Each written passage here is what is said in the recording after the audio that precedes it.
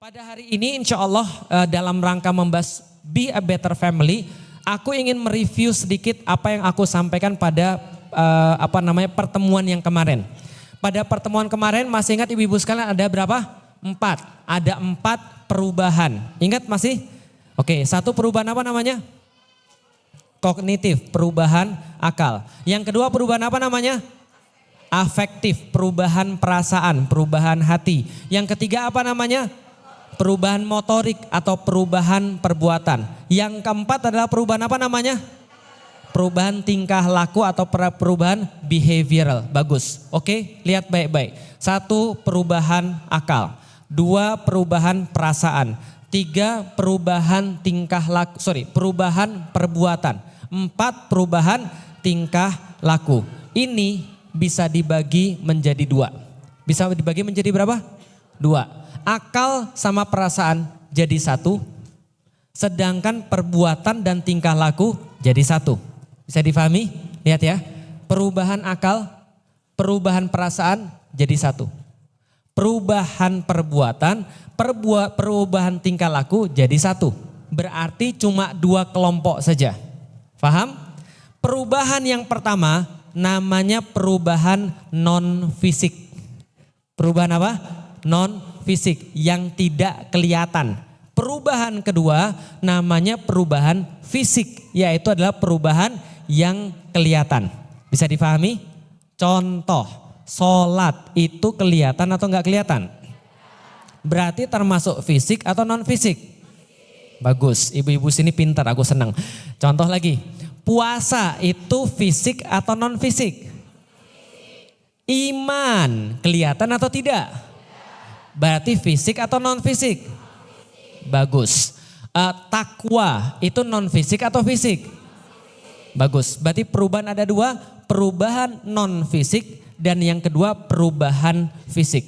Catat baik-baik di kepala kita, perubahan non-fisik itu harus didahulukan daripada perubahan fisik.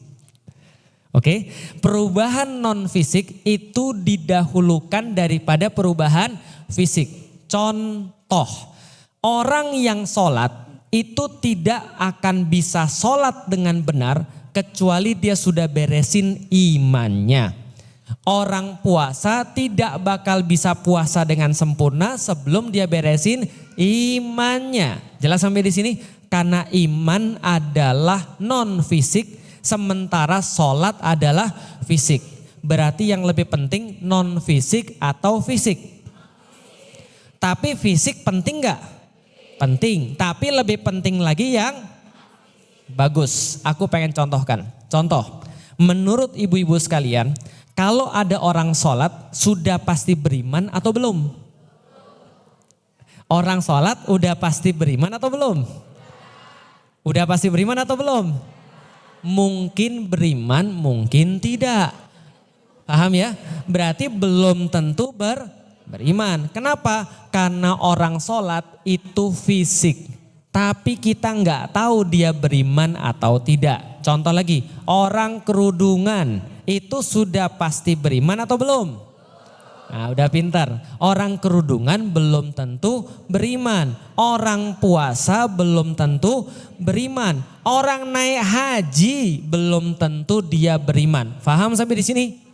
Tapi kalau kita balik, orang beriman pasti sholat? Pasti. Orang beriman mau haji? Orang beriman mau nutup aurat? Mau. Paham sampai di sini? Orang sholat, orang puasa, orang haji belum tentu mereka beriman. Tapi orang beriman pasti sholat, pasti puasa, pasti haji, pasti tutup aurat. Paham? Berarti yang lebih penting tutup aurat atau iman? Pintar. Lebih penting sholat atau iman? Bagus. Makanya perintah sholat di dalam Islam itu tidak keluar sebelum akhir-akhir di Mekah. Paham ya? Tahu Isra Mi'raj? Isra Mi'raj itu tahun keberapa? Tahun ke-12 Rasulullah jadi nabi. Selama sebelum tahun 12 tahun itu Rasulullah tidak pernah menerima perintah sholat yang wajib daripada Allah. Yaitu lewat Isra Mi'raj itu. Bisa dipahami? Oke, jihad. Kapan munculnya? Baru setelah hijrah ke Madinah. baru jihad itu muncul. Sebelumnya ada perintah jihad? Nggak ada. Puasa. Puasa itu kapan munculnya? Munculnya puasa setelah di Madinah. Sebelum ada Madinah, belum ada puasa. Paham sampai di sini? Berarti yang lebih penting fisik atau non fisik? Kesalahan orang Indonesia, ya sekali lagi ya. Kesalahan orang Indonesia yang dilatih justru fisiknya bukan non fisiknya. Ada 4 perubahan, 1 pemikiran, 2 perasaan. Ini namanya non fisik. Ada lagi perbuatan, ada tingkah laku. Ini namanya fisik. Kalau Anda lihat orang perbuatannya salah dan tingkah lakunya salah, jangan ubah perbuatan dan tingkah lakunya dulu. Tapi yang diubah adalah pikiran sama perasaannya. Paham sampai di sini? Contoh, ada orang merokok. Anda tidak suka orang merokok. Taruhlah anak Anda merokok. Anda tidak suka anak yang merokok. Anda gampar itu anaknya. Berhenti gak dia merokok? Berhenti. Di depan ibu. Ketika ibu gak ada lagi dia lanjut lagi merokok. Paham sampai di sini? Berarti yang bisa membuat orang berubah itu bukan perbuatannya diubah. Karena itu jadi kayak maksa dia. Tapi yang harus diubah adalah pikiran sama perasaan. Itu yang diajarkan di dalam Islam. Maka Islam menghabiskan waktu 13 tahun dalam mengubah pemikiran dan perasaan manusia.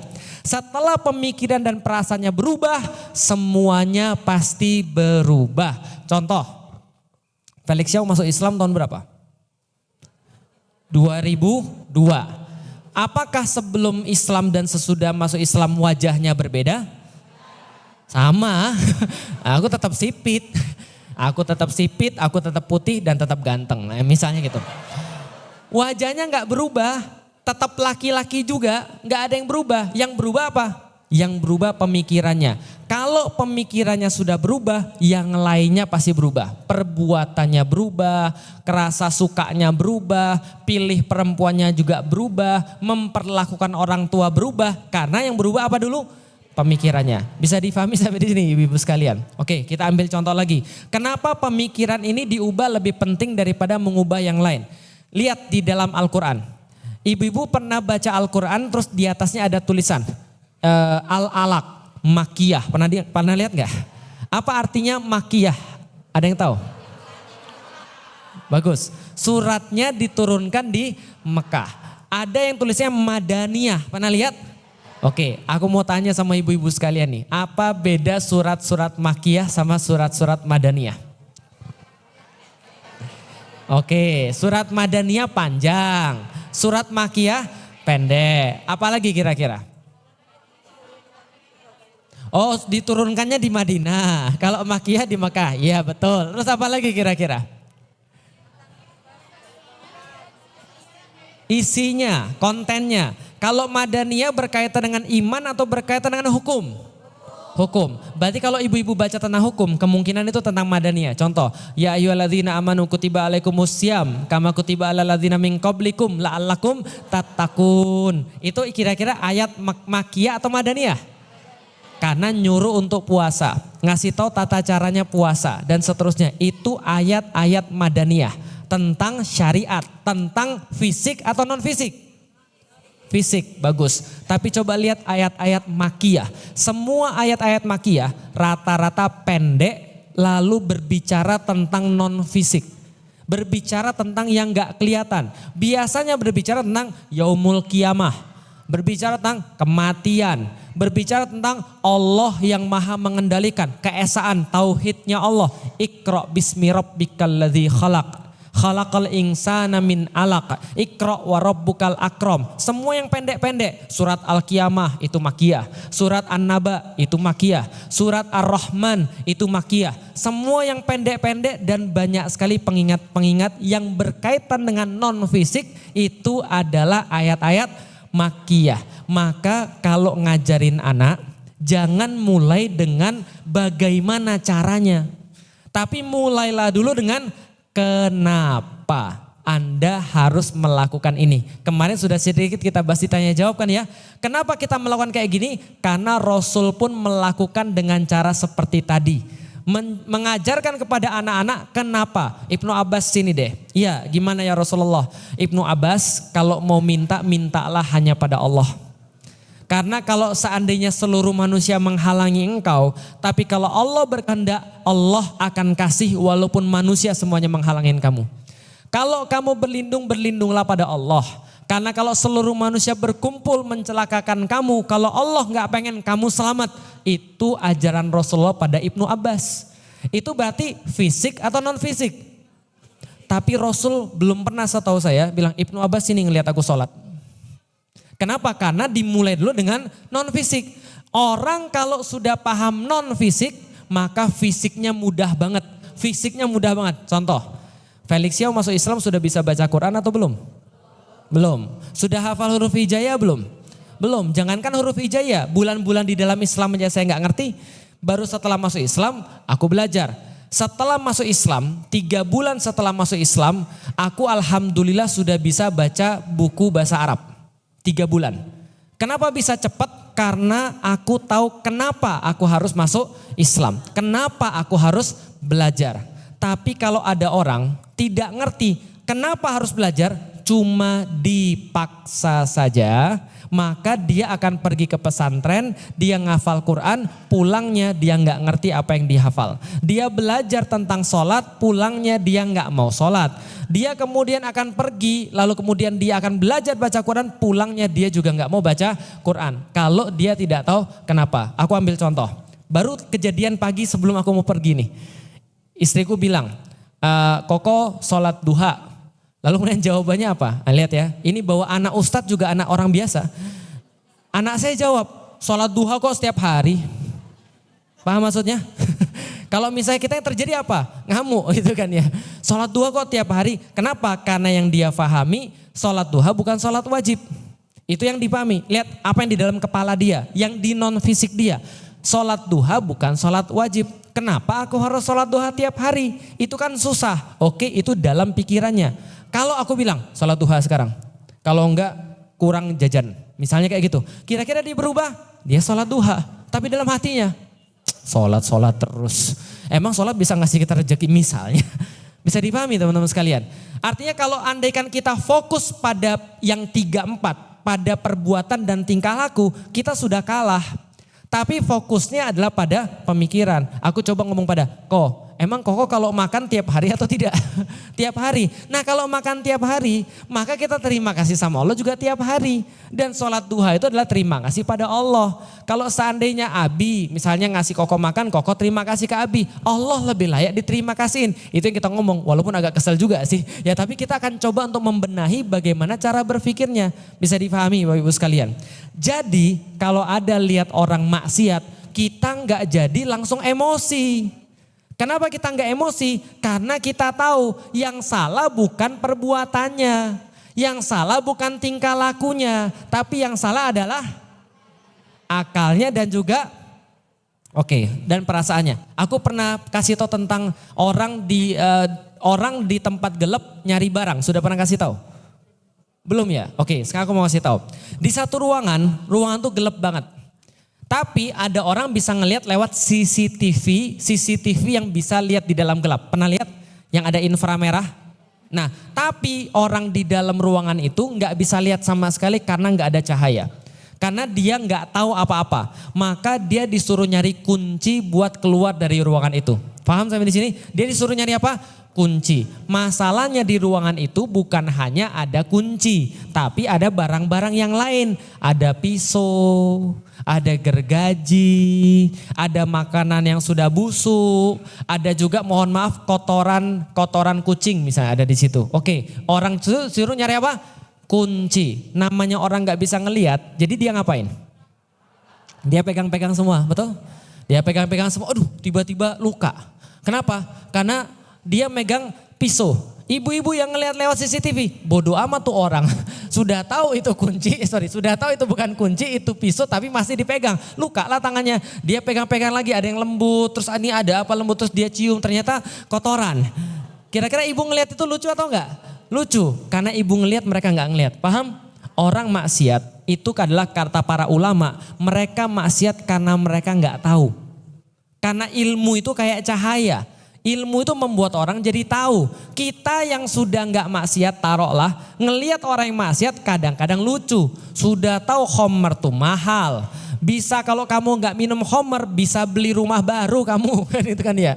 Sudah tahu yang namanya maksiat itu pasti akan susah. Ngapain kamu maksiat? Ibu, bapak, mereka yang maksiat itu tidak tahu, makanya mereka maksiat. Kalau kita sudah paham bahwa non fisik ini akan mengendalikan yang fisik, kita nggak terlalu kaget sama orang. Ada orang maksiat, ya udah maksiatnya kita sudah tahu. Tapi yang perlu kita perbaiki adalah cara mikir dan cara perasaannya. Paham sampai di sini? Contoh, Rasulullah pas masih ada ngelihat ada orang kencing di masjid. Pernah ibu-ibu ngelihat ada orang kencing di masjid? Tiba-tiba ada orang kencing di masjid, pernah lihat? Enggak pernah. Di zaman Rasul ada orang cowok tiba-tiba datang ke masjid kencing. Kira-kira kalau ibu jadi ketua DKM gimana kira-kira? Sunat dia misalnya gitu. Kalau ibu-ibu jadi ketua DKM kira-kira gimana? Marah, langsung ditrekin, woi kamu gak ada otak misalnya dan segala macam, dimaki dan segala macam. Namanya juga orang kencing di masjid. Rasul menyaksikan orang kencing di masjid, para sahabat itu sudah langsung berdiri tuh ngelihat orang kencing di masjid. Tapi Rasul tahan. Kata Rasul apa? Biarin dia selesain hajatnya dulu. Paham maksudnya? Biarin dia selesain hajatnya dulu. Dan itu betul. Tahu kan orang lagi kencing gimana? Lah kalau misalnya bayangin kalau ada orang lagi kencing terus tiba-tiba, woi ngapain kamu kencing di situ? Dia balik badan misalnya ya kemana-mana. Paham ya? Kata Rasul selesain dulu biarin. Dan kalau orang dikagetin mungkin dia akan berhenti kencing tapi nanti jadi penyakit bagi dia. Kata Rasulullah udah biarin dulu. Sahabat sudah ngamuk tuh, sudah emosi. Bayangin aja ada orang kencing di masjid, emosi. Rasul katakan udah jangan diganggu dulu, biarin dulu selesai. Setelah dia selesai baru Rasul katakan sama para sahabat ambilin 2 ember air, bersihin itu. Kalau nggak ada hadis ini, kalau orang tadi nggak selesai kencing, kita nggak tahu bagaimana cara bersihin najis. Paham ya? Ada 2 ember air, bersihin. Maka 2 ember itu cukup untuk bersihin najis kayak gitu. Ambil 2 ember, bersihin. Karena zaman dulu Masjid Nabawi masih tanah. Maka sudah bisa untuk membersihkan seluruh najis yang ada di masjid. Coba bayangin ya. Oke, setelah itu Rasul katakan pada orang tadi, wahai saudaraku, ini masjid. Kalau kencing jangan di sini. Karena ini bukan tempat kencing. Karena orangnya tidak tahu. Orang tadi melihat bagaimana cara Rasul memperlakukan orang yang lagi berbuat salah. Dia langsung tertarik, dia masuk Islam. Islam agama apa? Rahmat. Islam agama kasih sayang. Islam itu agama yang kalau ngelihat orang salah, dia bukan senang, malah sedih.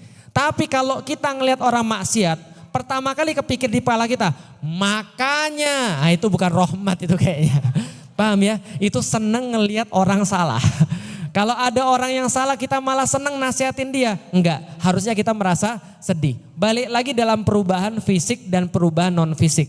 Berarti ketika Rasul lihat ada orang kencing di masjid, maka Rasul ngasih tahu kita itu perkara fisik. Yang kalau kita benahi perkara non fisiknya, dia pasti berubah. Bukan hanya berubah, dia masuk Islam. Paham sampai di sini ibu sekalian? Non fisik sama fisik, lebih penting mana? Non fisik. Berarti pas belajar untuk menjadi sebuah keluarga yang lebih baik, maka yang harus diubah adalah perubahan pikiran dan perasaan. Pertanyaan berikutnya yang kita perlu pelajari pada hari ini, bagaimana caranya mengubah pemikiran orang? Betul begitu? Oke, sekarang aku coba untuk praktek bagaimana cara mengubah pemikiran orang. Oke, mau nanya pada ibu-ibu sekalian. Ibu-ibu mendingan diizinkan atau mendingan bukan minta maaf. Itu mah orang poligami gitu kan ya. Mendingan diizinkan atau disuruh?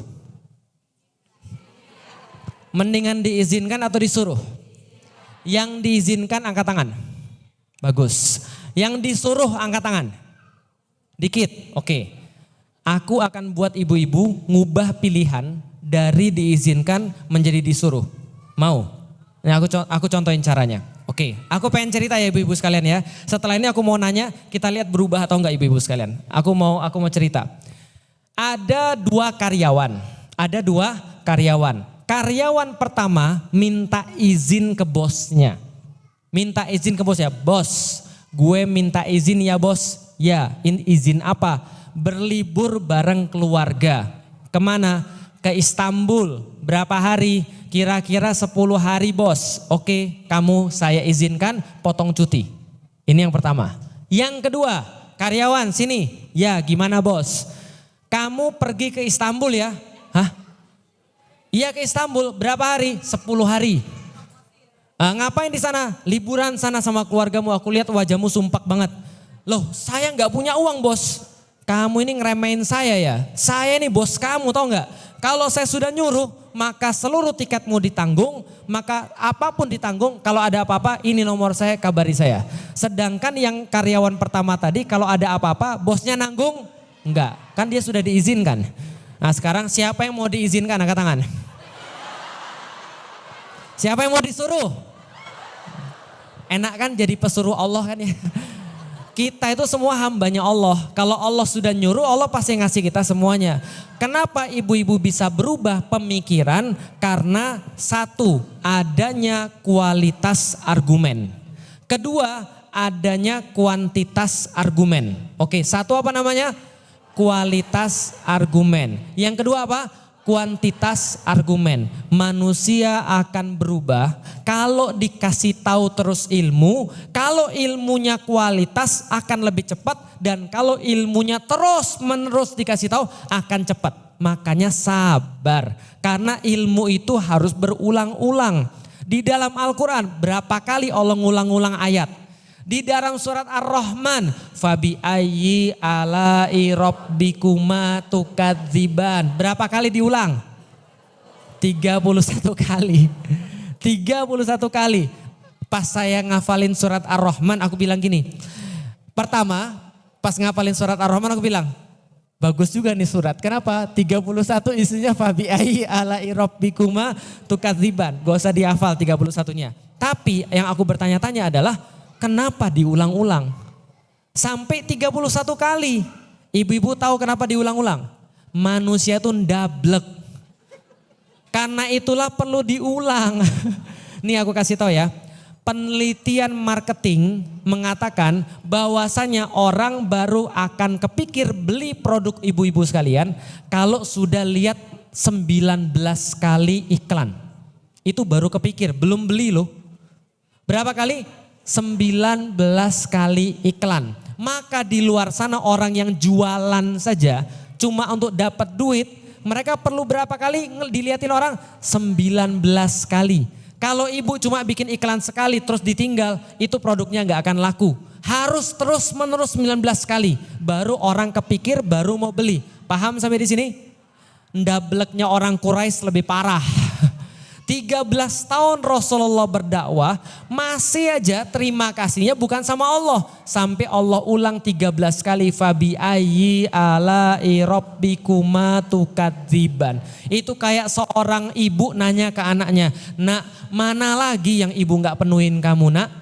Nak mana lagi yang kamu kurang nak? Kok kamu kayak gini? 31 kali. Setelah 31 kali baru keluar surat Qul ya ayyuhal kafirun. Karena manusia itu perlu diulang-ulang. Paham sampai di sini? Berarti ada dua yang menyebabkan orang berubah. Satu, kualitas argumen. Yang kedua, kuantitas argumen. Kenapa? Argumen atau sebuah referensi itu kayak bahan di kepala. Kayak apa? Bahan di kepala. Ibu-ibu kalau misalnya mau buat soto, mana perlu lebih banyak bahan daripada buat steak? Soto atau steak? Soto lah. Kalau ibu mau buat sotonya lebih rumit, bahannya lebih rumit lagi. Tapi di dapur nggak ada bahan, bisa buat apa kita? Di dapur cuma ada singkong sama garam. Ya udah nggak bisa buat apa-apa. Tapi kalau ada singkong, garam, gula, selada, apalagi kunyit, kenikir, segala macam, semua ada di dalam dapur kita. Maka masakan yang kita bisa buat lebih banyak. Kalau kalau bahannya fresh, maka makanannya juga akan fresh. Bahannya fresh, makanannya fresh. Tapi kalau bahannya busuk, tidak ada makanan yang enak yang bisa dibuat daripada bahan yang busuk. Itu argumen itu kayak bahan. Paham sampai di sini? Untuk mengganti pemikiran orang ada dua. Satu apa? Kualitas. Dua apa? Oke, perhatikan baik-baik. Apakah orang itu instan jadi salah? Orang maksiat instan atau tidak? Orang maksiat itu tidak instan. Orang baik juga tidak instan. Sudah aku bilang, Marvel aja berjuang 40-an tahun supaya bisa buat orang jadi LGBT. 40-an, 60-an, 80-an tahun dia berjuang. Orang jahat nggak tiba-tiba. Orang baik nggak tiba-tiba. Kalau kata orang Sunda mah, there is no such things as ujuk-ujuk, tahu? Tidak ada yang namanya ujuk-ujuk. Semua itu ada perjalanannya. Lihat baik-baik. Ada orang yang langsung tiba-tiba nggak sholat? Enggak. Ada orang yang langsung tiba-tiba murtad? Enggak ada. Ada orang yang langsung tiba-tiba jahat? Jahat itu perlu iklan, baik perlu iklan. Kalau aku bilang tadi satu produk yang mau dibeli orang harus dengar 19 kali, jahat juga sama. Sekali diajak nggak mau, 2 kali diajak nggak mau, 3 kali diajak nggak mau. Tapi kalau sudah 20 kali diajak, rasanya agak sulit untuk nggak mau. Bisa dipahami ya? Apalagi yang ngajaknya pakai kualitas. Yuk pergi dugem yuk. Ah enggak mohon maaf saya lebih sayang sama orang tua saya. Ah lu enggak asik enggak apa-apa gua enggak asik. Yang penting gua tetap sayang sama orang tua. Karena nanti orang tuaku sedih kalau aku pergi dugem. Sekali, besok dugem yuk.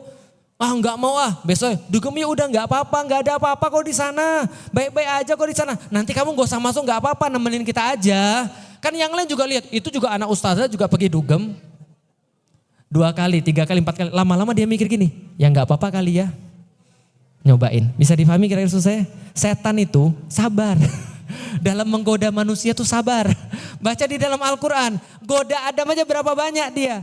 Berapa lama dia goda Adam? Adam, yuk kita makan buah. Apakah setan langsung gitu? Enggak, karena setan kalau langsung ngajak makan buah pasti gagal dia. Dia ngomong dulu Adam, kamu kan baru pertama di surga ya? Iya, aku kan kakak kelas, senior. Mau gak aku ceritain di surga itu ada apa aja? Dia cerita ke Adam, sampai-sampai di dalam Al-Quran Adam merasa bahwa setan ini, iblis ini penasihat dia. Coba bayangin, awal-awal Adam bilang apa? Gak mau deket-deket kan kamu musuh. Kata Allah kan kamu musuh. Tapi yang namanya iblis sabar, mengubah non fisik, kasih terus argumen. Allah itu baik ya, kata iblis. Iya ya baik ya, lihat nih Allah menciptakan seluruhnya yang ada di surga ini. Baik ya Allah ya, iya baik. Masya Allah ya bermacam-macam ya. Tapi kamu kepikir gak Adam? Kenapa pohon itu gak boleh? Jangan-jangan ada sesuatu pada pohon itu ya Adam ya. Adam mulai ngomong, enggak sih kayaknya yang lain juga banyak. Yang lain juga ada makanan banyak, ngapain kita harus cari di pohon itu. Tapi iblis bilang lagi, jangan-jangan di pohon itu ada rahasia yang Allah gak mau kamu tahu. Dan setauku sih kayaknya sebagai penghuni senior, kalau kamu pengen di surga lama, kamu pengen kan di surga? Pengen lah. Kamu di sini mau lama-lama atau sebentar aja? Lama lah. Kalau gitu kayaknya sih rahasianya ada di pohon itu. Kalau kamu makan pohon itu, kamu akan selama-lamanya ada di surga. Mulai ada mikir, kayaknya boleh juga nih, Allah kan maha pemaaf ya, jadi kira-kira gitu. Paham maksud saya kira-kira? Untuk orang jadi baik perlu argumen yang kualitas, perlu argumen yang terus-menerus. Itu yang bisa ngubah pemikiran kita. Orang sekali ngomong Islam ke aku gak masuk. 2 kali ngomong Islam, aku gak masuk. Lama-lama orang ngomong Islam tuh selalu mikir, jangan-jangan Islam ini agama yang benar. Orang ngomong, coba pikirin. Kalau seandainya kamu di dalam agama Kristen, ada nggak aturan-aturan dalam bidang pernikahan? Ada nggak kamu diatur dalam bidang ini? Meninggal gimana caranya? Hidup di dunia gimana caranya? Aku bilang iya juga ya, ini nggak dicontohkan. Maka aku berpikir, jangan-jangan Islam ini agama yang benar. Dikit demi sedikit. Lama-lama aku nyaman dengan orang-orang muslim. Aku punya teman muslim 1-2. Lama-lama teman muslimku lebih banyak daripada teman-teman yang bukan muslim.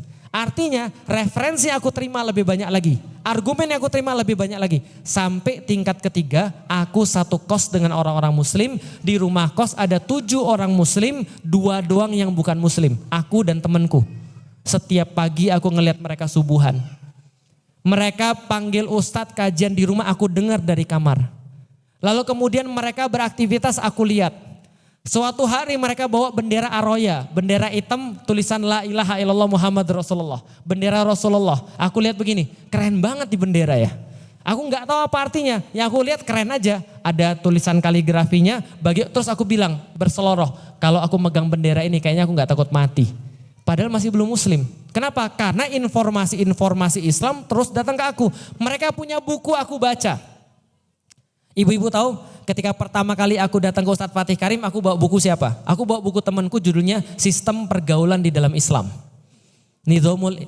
Sistem Pergaulan Nizamul Ijtimai. Sistem pergaulan di dalam Islam. Karena aku tertarik, ternyata aku baca, wah keren nih Islam, pergaulan di dalam Islam diatur. Masa hubungan suami istri aja diatur?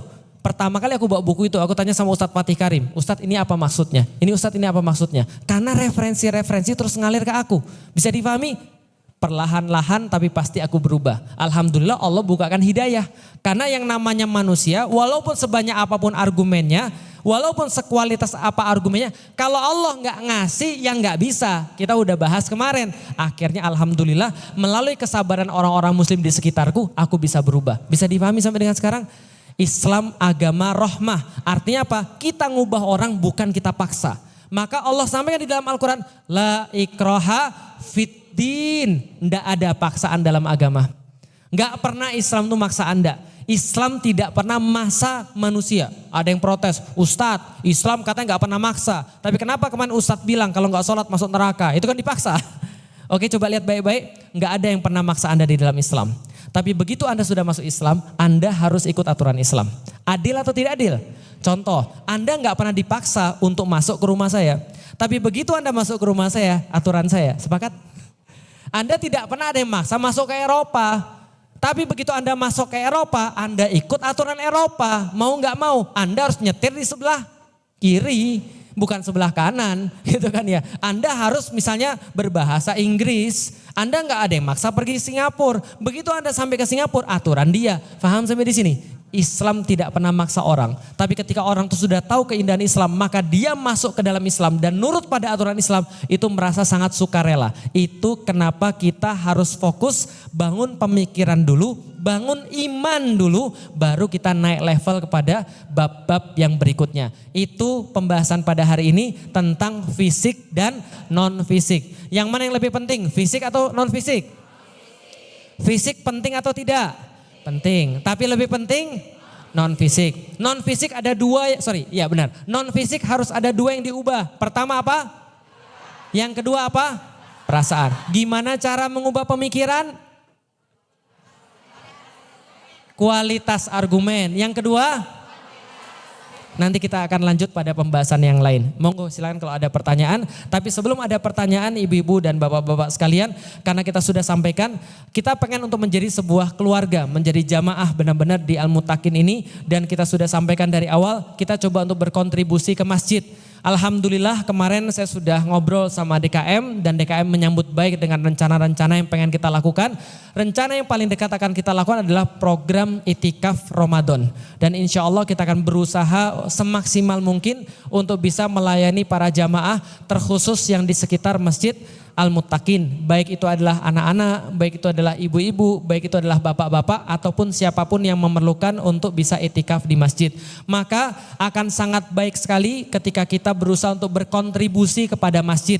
Saya sudah sampaikan kemarin kalau andaikan biaya pengelolaan masjid itu 30-an juta misalnya, maka kalau ibu-ibu sebulan saja berkomitmen ngasih 30.000 itu insya Allah sudah bisa untuk membiayai masjid.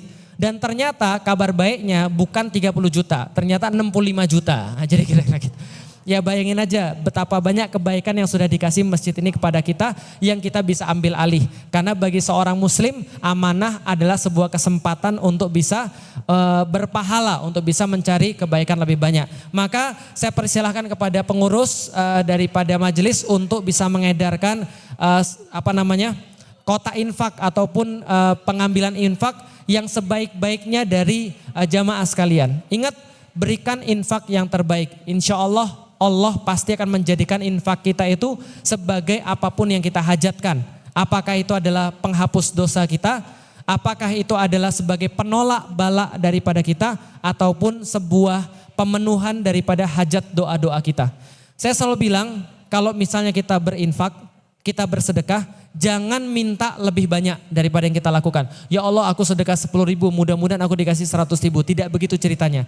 Kalau mau doa pas infak, doain, ya Allah mudah-mudahan dengan infak ini aku bisa bangun tahajud lebih baik. Ya Allah, dengan infak ini ya Allah anakku bimbing ya Allah, karena aku gak bisa bimbing dia sendiri. Itu doa untuk infak.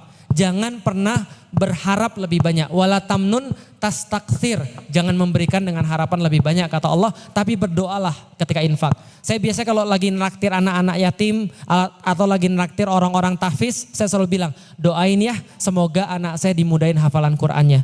Doain ya semoga saya bisa dibangunkan oleh Allah di tengah malam untuk bisa berdoa pada Allah dan seterusnya. Nah itu niatan kita untuk infak. Monggo silahkan sebelum kita masuk ke tanya jawab, silahkan bagi panitia untuk mengedarkan infak, dan kita berharap mudah-mudahan dengan infak ini Allah permudah rencana-rencana baik kita yang ada di Masjid Al-Muttaqin. Ahlan wa sahlan.